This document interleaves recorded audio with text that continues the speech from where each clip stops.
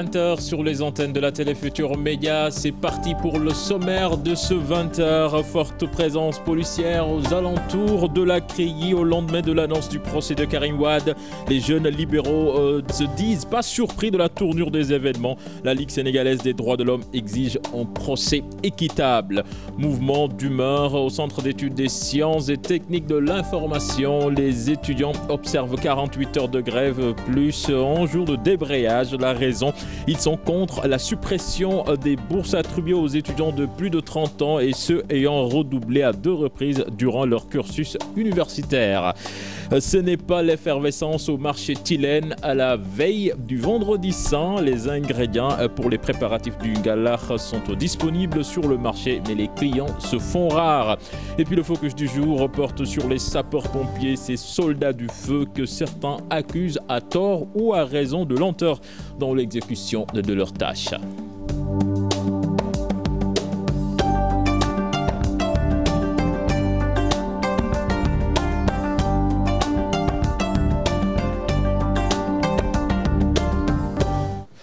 Mesdames, Messieurs, bonsoir. Sarah Cissé, bonsoir. Bonsoir, cher Tidiane. Alors, Sarah, la CREI se banquerise au lendemain de l'annonce du jugement de Karim Wade. Un impressionnant dispositif militaire mis en place pour éviter toute manifestation. L'avenue Cheikh Anta Diop a été encerclée pour empêcher toute tentative de rassemblement des partisans de l'ancien ministre. Mais les policiers n'ont pas eu besoin d'intervenir puisque finalement, il n'y a eu aucun manifestant sur les lieux, Chérif Dia. Les locaux de la Cour de répression de l'enrichissement illicite, presque en état de siège ce matin, avec la présence de ce détachement du GMI, Groupement Mobile d'Intervention. Un impressionnant dispositif sécuritaire pour dissuader certains partisans de Karim Wade voulant manifester devant les locaux de cette juridiction d'exception au lendemain de l'annonce du jugement de leur leader dans 2 mois par la Cour de répression de l'enrichissement illicite. Avec cette forte présence policière, il n'y a finalement pas eu l'ombre d'un pro-Karim Wade sur les lieux. Ils se sont plutôt retranchés à l'intérieur du campus universitaire pour s'adresser à la presse.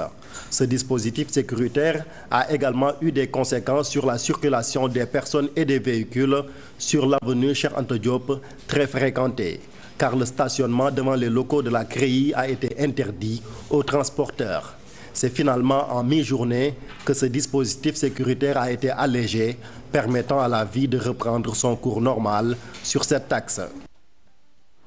Et puis, accusé d'enrichissement illicite présumé, Karim Wade sera édifié sur son sort dans un peu plus de 60 jours. Une décision de la CREI qui ne semble pas surprendre les jeunes libéraux. Oui, Sarah, ils s'attendent au pire. Ces jeunes libéraux déplorent la démarche adoptée par la justice sénégalaise et ils accusent Cheikh Diallo, l'ancien collaborateur de Karim Wade, de trahison. Fatima Ba et Diafar Abba sont allés rendre visite les libéraux au portail. Procès annoncé de Karim Wade dans 2 mois, les pros du fils de l'ancien chef de l'État, pas trop surpris. Rien d'étonnant, parce qu'il n'y a pas de vérité de justice dans ce dossier de l'affaire Karim Wade. Et la seule mission aujourd'hui qui est assignée à Aliou Ndao, c'est d'empêcher Karim à être candidat en 2017. Ce n'est pas un jugement légal, c'est illégal de juger Karim Wade parce que les dossiers de Karim Wade sont vides. Il n'y a rien à l'intérieur, il n'y a rien, c'est des dossiers très vides. Ces jeunes libéraux très remontés contre le régime de Macky Sall s'attendent au pire. Nous avions dit que la Cour de répression de l'enrichissement illicite est une cour politique. Les juges qui travaillent dans cette cour sont des juges politiques. Le dossier est un dossier politique. Le procès est un procès politique et l'inculpation sera une inculpation politique.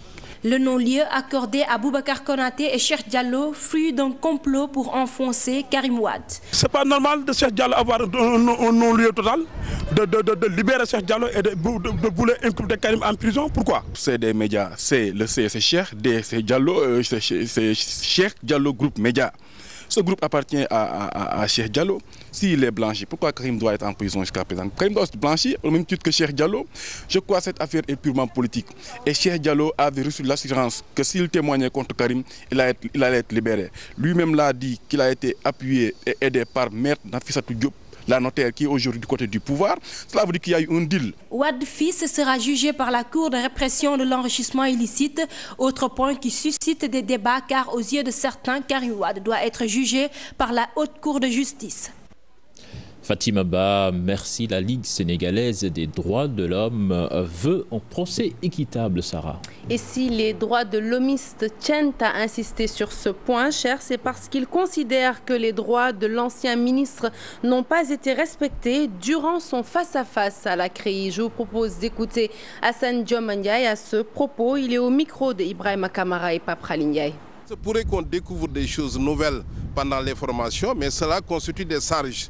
Et ça ne peut pas ouvrir droit à une information. Donc il est possible qu'en cours d'information, que la commission, effectivement, découvre des choses nouvelles, comme il se peut que pendant les formations, la commission se rende compte que certaines choses qui s'avéraient être vraies se sont finalement révélées être fausses. Notre exigence, c'est seulement un procès juste et équitable.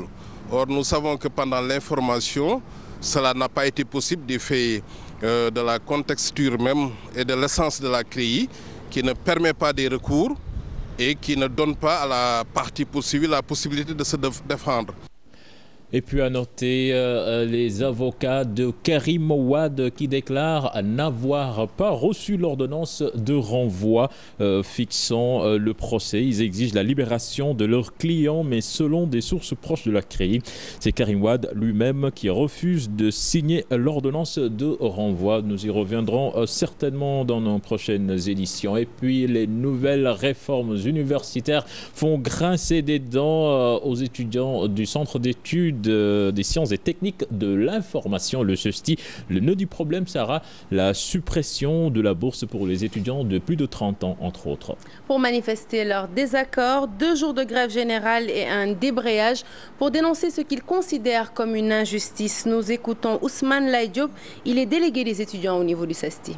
Nos camarades de la FASTEF et de l'INSEPT, trentenaires, ont la bourse, alors que ce n'est pas le cas pour le CESTI. Les étudiants qui font le concours au niveau licence ont déjà fait beaucoup de facultés, probablement, éventuellement beaucoup de facultés, donc cette mesure va vraiment les desservir. Bon, comme on l'imagine, des conséquences sociales. Les gars n'arrivent plus à joindre les deux bouts.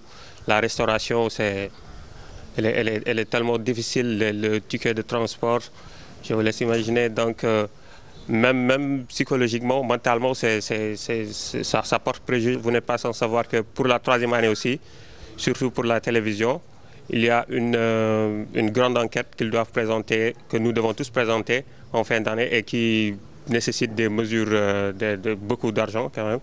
Donc même avec la bourse, ça ne suffirait pas. Les étudiants aussi qui avaient leur bourse à la mi-mars, les nouveaux admis qui avaient leur bourse à la mi-mars, n'ont encore rien perçu. Présentement, nous sommes en grève, 48 heures renouvelables. Toutes les formes de lutte légale, conventionnelle, ne sont pas exclues jusqu'à obtention de gain de cause. Nous parlons d'autre chose dans ce journal, l'acte 3 de la décentralisation, une réforme qui rassure mais inquiète par la même occasion. C'est le cas à Diourbel où le président du conseil régional s'interroge plutôt sur l'avenir de la coopération entre sa région et celle d'Aquitaine en France avec d'importants projets ficelés entre les deux municipalités. Fallou Mbacké invite l'État à assurer la transition institutionnelle pour la survie de ces projets et de la coopération. Compte rendu, Mohamed Diop et Talassamba. Diourbel entretient depuis quelques années des relations de coopération avec la région Aquitaine en France. Malgré la réforme de l'acte 3 de la décentralisation et la disparition programmée des régions, cette coopération va se poursuivre. De très près cette transition politique et administrative et nous serons toujours là demain pour travailler avec vous et faire en sorte que l'ensemble des axes de travail soient portés par les élus locaux des différentes collectivités. Dans le cadre de cette coopération, plusieurs axes ont été explorés. Un appel est lancé à l'endroit de l'État. Nous avons des regrets et même des craintes quant à l'avenir de cette coopération. Je crois que c'est tout le chamboulement qui a été opéré au niveau des réformes que le gouvernement a initiées et que dans un premier temps nous avions à l'époque alerter le gouvernement sur les conséquences que cela pourrait avoir. Et aujourd'hui, nous sommes rassurés par la représentante de la région d'Aquitaine que la région d'Aquitaine s'engage, quelles que soient les formes ou bien les réformes qui seront mises en place, la région d'Aquitaine est engagée à poursuivre avec nous cette coopération. Je crois que dans l'avenir, nous allons y travailler avec le gouvernement pour voir comment continuer cette coopération. Pour le moment, la coopération entre les deux régions concerne principalement l'agriculture et l'emploi des jeunes. Malgré la réforme de l'acte 3 de la décentralisation, des assurances ont été données quant à la poursuite des échanges entre Aquitaine et Diourbel. Mise en place depuis 2009 avec pour principal objectif l'amélioration de la qualité de vie des ménages, le programme Biogaz domestique tarde à produire les effets escomptés. À l'heure du bilan d'évaluation de la première phase, les objectifs sont loin d'être atteints. Juste 6 000 biodigesteurs ont été obtenus sur les 8 000 prévus. Les explications d'Amadou Dione, le coordonnateur du concept au micro d'Aminata Mbaresso. Important, projet extrêmement important dans la mesure où c'est un projet qui permet à une femme de régler le problème de la cuisson domestique sans aller chercher du bois, sans acheter du charbon ni du gaz butane. Donc il s'agit juste de valoriser des déchets qui souvent n'étaient utilisés que dans les champs, et d'obtenir du gaz et de l'éclairage dans la maison, et même de pouvoir peut-être contribuer à la transformation des produits locaux. Une étude de milieu qui devrait permettre de vérifier la faisabilité technique et opérationnelle du projet. Et ça, dans le site choisi, c'est-à-dire la zone du bassin arachidier, malheureusement, cette étude n'a pas été faite et n'a pas permis en fait, de constater qu'il y a une transhumance due au fait qu'il y a un déficit en fait, de superficie cultivable. L'initiative citoyenne Tchilabok s'engage pour que les indépendants puissent se présenter aux prochaines élections locales. L'organisation conférence de presse cet après-midi a également dénoncé des irrégularités sur le code électoral. Compte rendu signé Nafissatou Silla et Modou Diouf. L'article 102 de la Constitution en déphasage avec le code électoral pour la participation des citoyens indépendants aux élections locales. L'initiative citoyenne Tchilaboko s'érige en bouclier pour dénoncer cette irrégularité. La Constitution, comme les instruments internationaux signés par le Sénégal, à savoir le pacte international sur les droits civils et politiques et la charte africaine des droits de l'homme et des peuples, prévoit un droit fondamental, c'est la participation des citoyens à la gestion des affaires publiques. C'est en ça que le code électoral, relativement à les élections locales, qui ne permet pas la participation des citoyens indépendants, est en déphasage. Et je vais même plus loin, cette disposition, cette interdiction viole purement et simplement notre constitution et les engagements internationaux de notre pays. La plateforme citoyenne pour l'instant s'est fixé une mission à court et long terme. Ponctuellement, nous allons le combattre en créant les conditions permettant aux initiatives indépendantes de participer quand même au local dans le cadre d'un accord que nous avons passé avec la coalition citoyenne. Ça, c'est ponctuel. Nous n'accepterons toujours pas que ce code ne soit pas modifié.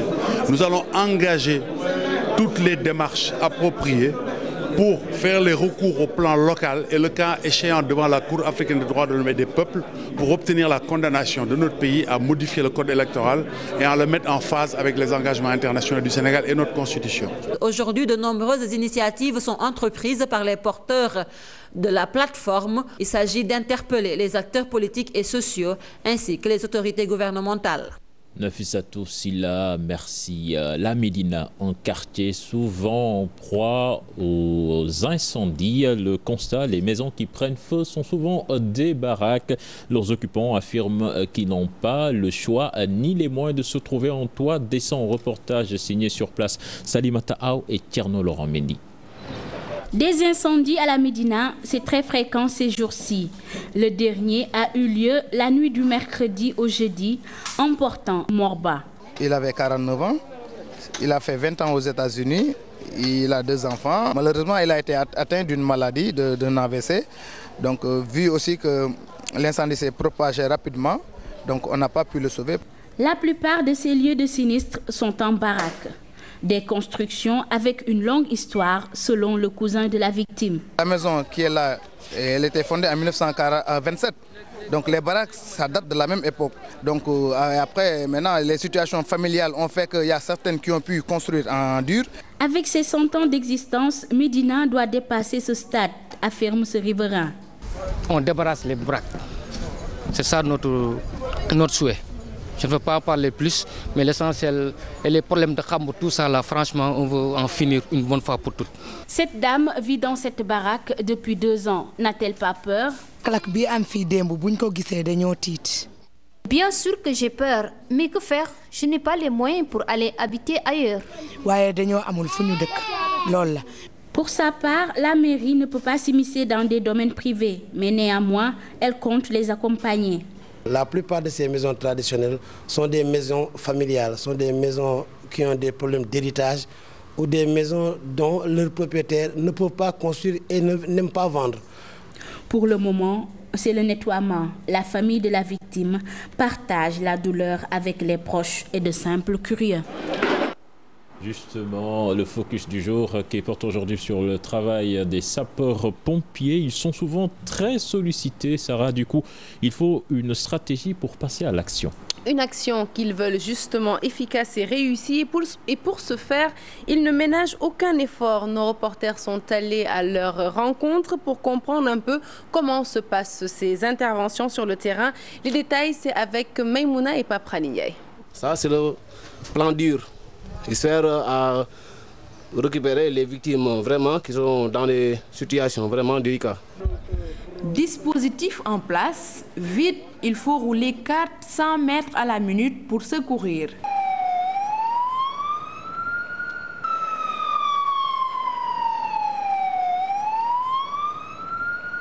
La demande forte, mais comment faire pour satisfaire tout le monde? Les tâches sont bien définies. Quand le centraliste, celui qui est préposé au téléphone, à la ligne 18, aux autres téléphones, reçoit un appel, on prend les renseignements et on sonne en même temps l'engin. Quand on sonne un engin, que ce soit une ambulance ou un fourgon pour éteindre les incendies, l'engin a 2 minutes pour quitter la caserne. Toute cette coordination pour un seul but, sauver. Malgré tout, les soldats du feu sont indexés. Les gens, quand il y a un événement qui survient, compte tenu de l'affolement, compte tenu du stress et beaucoup d'autres facteurs, ne nous appellent pas. Ils pensent que les autres nous ont appelés, alors appelez les pompiers, ils sont occupés à autre chose. Ils ne nous appellent pas, mais nous ne pouvons pas savoir qu'il y a quelque chose tant qu'on ne nous appelle pas.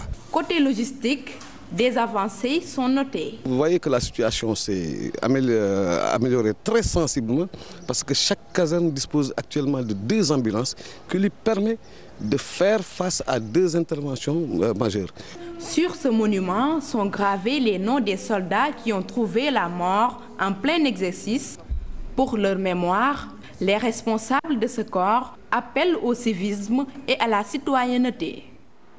Et puis, vous l'avez peut-être composé un jour, le 18, ce numéro qui permet de joindre la caserne des sapeurs-pompiers en cas d'incident, un numéro de secours qui peut sauver des vies et que des personnes irresponsables utilisent souvent pour s'amuser ou chahuter. Un comportement dénoncé par la vaillante élite dans ce reportage signé Aminata Mbaresso et Papralingay. Allô, pompier? Ok, il va dire.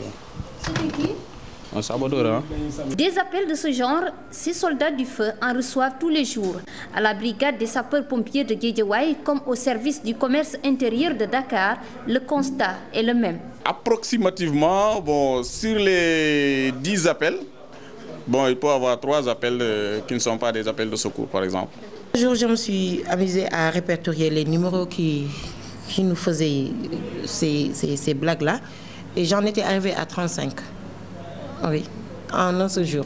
Au bout du fil, ce sont des propos de tout genre qui sont servis. Parfois, ils nous insultent, parfois, ils nous narguent, parfois, ils nous demandent des services. Il y a des locataires aussi qui n'en sont pas contents parfois. ils n'arrivent pas à nous joindre ou bien ils ne peuvent pas régler leurs problèmes, ils nous appellent pour nous dire des mots déplacés. Le fait que les gens appellent ici donc, pour raconter du n'importe quoi, pour insulter, pour vraiment jouer, c'est très fréquent. Aujourd'hui, ils sont de plus en plus nombreux à s'amuser avec les numéros verts ou les numéros de secours. Méconnaissance ou manque de civisme? C'est un manque de citoyenneté, c'est un manque de civisme, je veux dire. Et vraiment, ils ne savent pas ce qu'ils font. Parce qu'au moment où vous occupez le 18, il y a un accidenté qui est sur la voie publique qui a besoin de cette ligne pour aviser les sapeurs-pompiers. Dans tous les cas, les perturbateurs sont appelés à changer de comportement et à accorder plus de respect à ces hommes qui agissent pour le bien-être social. Aminata Mbaressa, merci. Le travail des sapeurs-pompiers vu par les Sénégalais, certains apprécient leurs efforts, tandis que d'autres trouvent qu'ils accusent trop de retard dans leurs interventions. C'est un reportage signé Bintouloum et Tierno Laurent Mendy.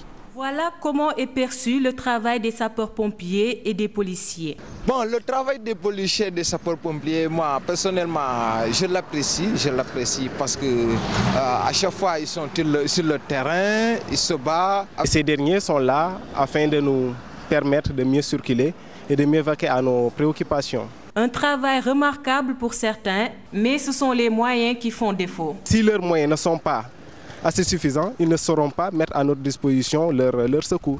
C'est pourquoi je ne peux pas dire qu'ils ne travaillent pas, ou bien je peux dire qu'ils travaillent. Parce qu'un jour, moi, j'ai eu à contacter la sapeur pour un cas assez critique, mais ils ont répondu. Si les sapeurs n'ont pas de quoi, le carburant, s'ils n'ont pas de carburant, comment ils peuvent se dépêcher pour aller dans les lieux? C'est ça. La faute est à l'État. C'est l'État qui devrait donner les moyens. La population aussi a sa part de responsabilité. Certains enfants inconscients jouent même avec les numéros verts sans se soucier des dégâts. Il y a certains enfants qui, avec les numéros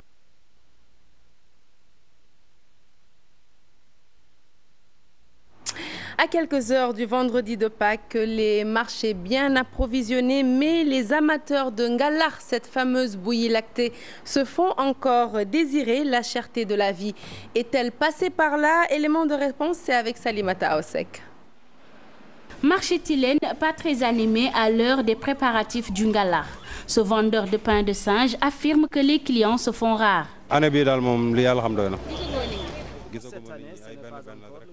kilo bi 400 la yomb na te instant am na instant boo xam 600 loon jar téeméer buy daaw bi ñu ngi koy jaayee 450 boobu moo gën a cher sax ndax boobu moo gën a neex ci ngalax. Du mil, de la pâte d'arachide, des raisins, le tout pour un bon ngalar en ce vendredi saint. tey jënd naa dugub ak suukar. J'ai acheté tout le nécessaire, du sucre, de la pâte d'arachide. Je vais préparer du bon ngalar et de la soupe. Yàlla baax na comme fête Jésus-Christ mu dee pour ñun dana ko defara bu baax. Cette jeune fille est musulmane, mais le ngalar, elle en prépare le vendredi saint chez elle. Je suis venue acheter comment ça s'appelle déjà, le pain de singe, oui, et aussi la pâte d'arachide pour préparer du bon ngalar, pour servir ça à mes parents, à mes proches et partager la fête avec mes amis chrétiens. Le marché est très bien approvisionné pour les besoins de la fête de Pâques. La rareté des clients est justifiée par la cherté de la vie.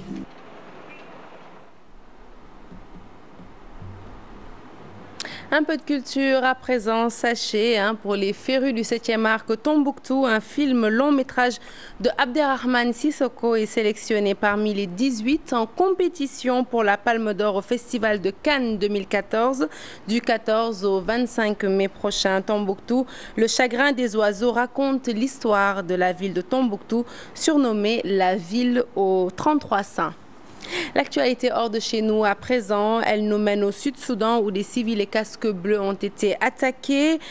En Algérie aussi, pour parler des élections, Abdelaziz Bouteflika, candidat à sa propre succession, a voté en fauteuil roulant. C'est un récit signé Ibrahima Kamara.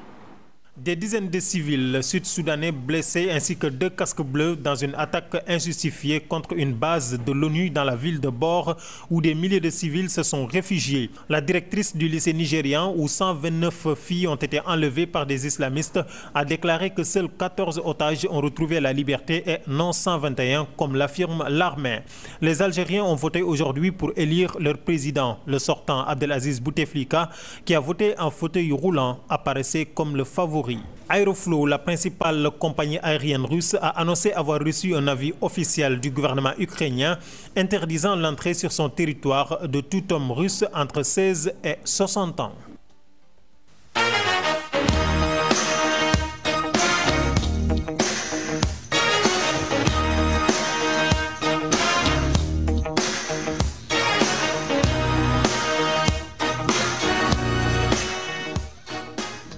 La délégation générale de la protection sociale entre dans la danse dans l'affaire Mame Jojo Diouf. Le secrétaire général du DGPS soutient que les 5 000 € doivent être remis à la basketteuse. Je vous propose de suivre les explications de Cheikh Issa Sall au micro de Cheikh Tidiane John.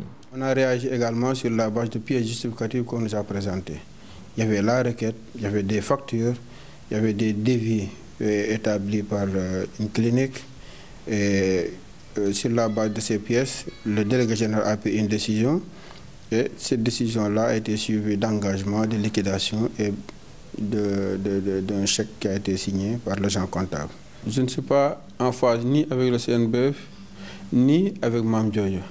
Nous sommes en phase avec les procédures. Nous avons sorti l'argent suivant des procédures.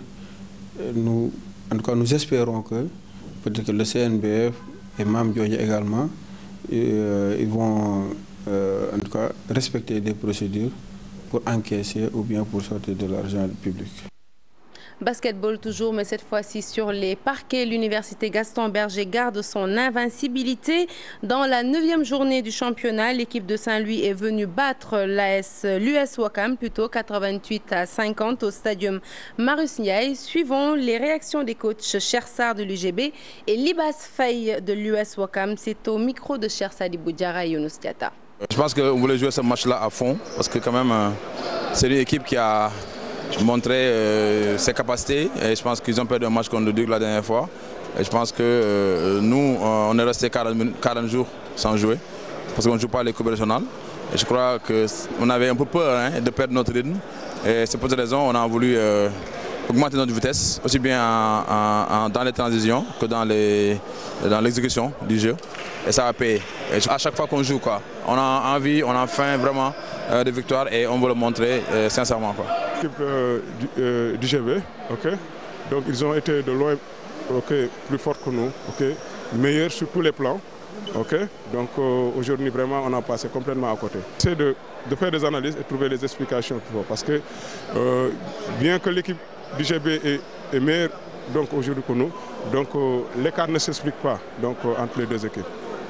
Donc peut-être il y a aussi en fait les charges du match passé.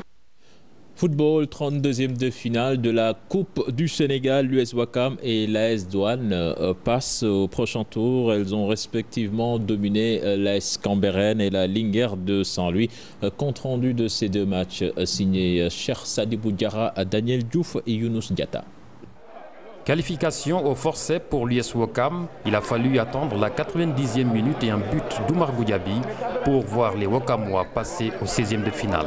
On a manqué un peu de rythme et de réalisme, mais sur la fin on a su se rattraper et ça, le plus important c'était de se qualifier et on l'est. Il y a les matchs qui s'enchaînent, donc